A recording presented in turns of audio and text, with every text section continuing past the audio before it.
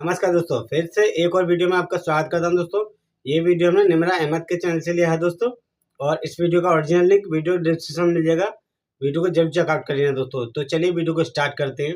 पाकिस्तान कर्जा लेना कब बंद करेगा? पाकिस्तान कर्जा लेना तब बंद करेगा जब ये हमारे यास जो हुक्मरान है ना, या तो अल्लाह को प्यारे हो जाएंगे, ये क्या कहते हैं भाई ने? समझ लें कि हमारी आवाम में इतना शौर आ जाएगा कि ये कहेंगे नहीं बस जी हमने अब कर्जा नहीं लेना। अब सिंपल सी बात ये है कि पाकिस्तान की आवाम जो है वो कमाती अपने पल्ले से है, हर काम अपने पल्ले से कर रही है। इवन के यहाँ पे सांस लेना भी पैसों के बगैर नहीं है। आवाम यहाँ की सांस भी लेती है ना तो पैसे बिल्कुल दे के सही लेती है, बात है। ठीक है। एनवायरनमेंट जो है हमारा यहाँ पे क्या है, वो फॉरेन कंट्रीज़ वाले आए हैं, उन्होंने क्या कहा है कि लाहौर का एनवायरनमेंट ऐसा है कि आप यहाँ पे तकरीबन जो है वो पता नहीं कैसे जिंदा है। मतलब कि उनके कहने का मतलब ये था कि आप यहाँ पे लाइफ आपका साइकिल इस वजह से ही कम है कि आपकी एनवायरनमेंट बहुत सही गंदी बात है, है। ठीक है। तो आप बात करती हैं कि कर्जे कब बंद करेंगे? कर्जे जब इनका पेड़ बढ़ेगा, पेड़ ये इनका क़यामत तक नहीं बढ़ सकता, ठीक है। लालच बुरी बला है, मगर ये फॉरेन कंट्रीज़ में अपने पैसे जमा कर लेते हैं जो भी हुक्मरान जो हैं। और सर ये बताएं, हम हमेशा कहते हैं भारत एक गरीब मुल्क है, $23 मिलियन के वो कर्जे दे रहे हैं, उनके बारे में आप क्या कहेंगे? भारत तो दूर की बात, हमारा हम खुद देते थे किसी दौर में कर्जे। काश हम उस दौर में वापस चले जाएं। हमें इतनी तरक्की नहीं चाहिए, सिर्फ हमें ये है कि ईमान के ऊपर ज़िंदगी हमारी ख़त्म हो, ठीक है। भारत को अगर कर्जे दे रहा तो किसी वजह से दे रहा। अब आप सिंपल सी बात है कि इंडिया में चले जाएं, इंडिया में सीईओ जो गूगल का है वो इंडिया का है, ठीक है। वहाँ पे चाहे गुर्बत है मगर वो उनको सहूलियात यहाँ कोई इतनी दी गुर्बत जा रही नहीं है। है। ज़्यादा तो गुर्बत नहीं है वहाँ। देखिए हमसे ज़्यादा सहूलियात तो बहुत हैं। सहूलियत होता है। है। अगर वो कर्जे ले रहे हैं, वो चांद पे भी तो गए हैं। ये तो क्या नाम है, अपने अवाम को रोटी पानी नहीं दे सके, जो शुरू से इनका मंशूर रहा है कि हम ये करेंगे वो करेंगे। मरीम नवाज़ जो है वो बनी हैं, उनका मुझे बताएं कि उन्होंने ये रिसेंटली इलेक्शन हुए हैं, उन्होंने कहा है कि हम जो है ना 200 यूनिट 300 यूनिट फ्री देंगे। वो मिलना चाहिए, वो तो 200 यूनिट 300 यूनिट फ्री देने के उल्ट बिल ज़्यादा आ जाएंगे। तो बिल ज़्यादा जो है वो गैस के बिल इतने आ रहे हैं। अब कर्जे इंडियन अगर दे रहे हैं ना तो उनके पास इतना सरमाया है, अगर वो इतना है तो वो दे रहे हैं ना। हम तो लेने से फुर्सत नहीं है तो देंगे कहाँ? हम तो अपनी चीज़ें ही पूरी नहीं कर रहे, अपनी बिजली आपकी पूरी नहीं हो रही। सुबह शहरी के टाइम गैस नहीं आती, पानी नहीं आता, ठीक है। अब कोई यहाँ पे और क्या उम्मीद कर सकता? जितना आपका नौजवान है, ठीक है, पाकिस्तान का 50+ नौजवान है। जापान में तो चले काम है ना, यहाँ पे वहाँ पे बूढ़े लोग हैं, यहाँ पे नौजवान है, एनर्जेटिक होता है। यही आपका सारा कुछ है जो नौजवान है, ठीक है। अगर आप उसे ही सहूलियात नहीं देंगे तो वो तो फिर बाहर सही जाएंगे। बात है। देखिए जी, वो लोग हैं जो अपने मुल्क के साथ मुखलस है। हमारे जो ऊपर बैठे हुए ना, हमें लगता है कि हमारे मुल्क के साथ मुखलस है ही नहीं है। हम तो यही समझते हैं, जबकि होश संभाली है, हर जगह पे हम नारे मारते थे, हम अक्सर जिंदाबाद। अब जाके हमें पता चला है कि हमारे मुल्क का बेड़ा गर्क करने वाले असल ये मंगोल है। पहले तो हमने ये सुना था कि जो हिस्ट्री हमें पता चली कि जो ड्रामा देखे ना अर्तगल का हमने, कि मंगोल इंसानों का खून पीते थे, बड़ा जुल्म करते थे। आज वो चीज़ हमने हकीकत अपनी आंखों के सामने देख ली है। ना तो हमारी इज्जतें घरों में महफूज है, ना हमारा बाहर रोजगार है, ना कारोबार है। हमें तो तारीख भी गलत पढ़ाई जाती है।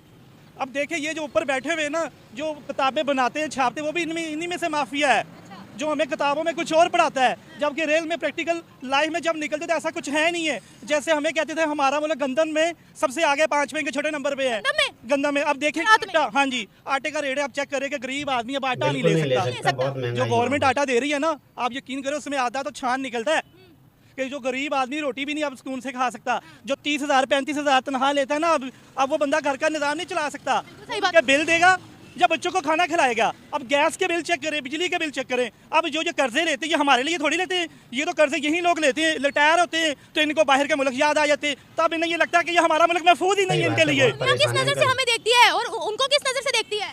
दुनिया तो हम सबको बकारी समझती है ना। उनको क्या समझती के करने वाले इन लोगों ने हमें बकारी बना दिया है। दुनिया को क्या समझती है? इंडिया तो हमसे बहुत आगे है जी। ये तो कहते हैं ना हम इंडिया का बड़ा मुकाबला करेंगे, ये खाक करेंगे।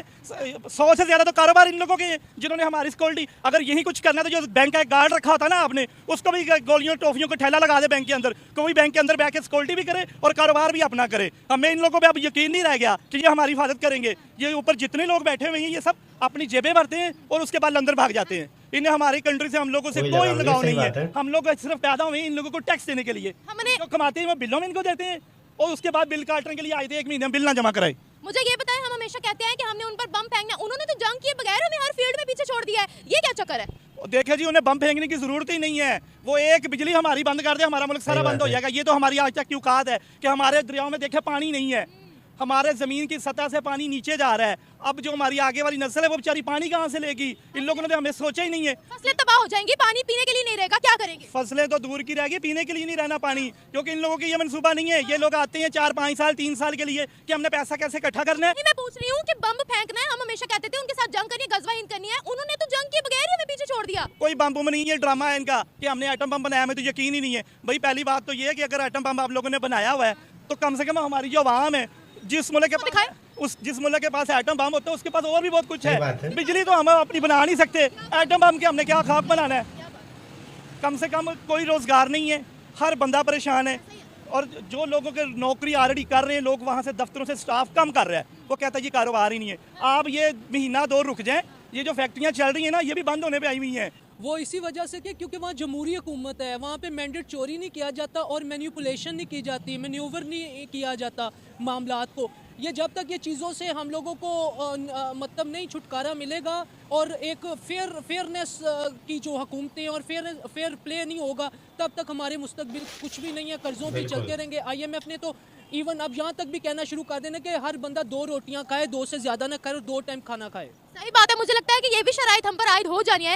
ये बताइए क्या भारत की और हमारी इमेज दुनिया में क्या है, किस नज़र से उसको दुनिया देखती है, हमें किस नज़र से देखती है।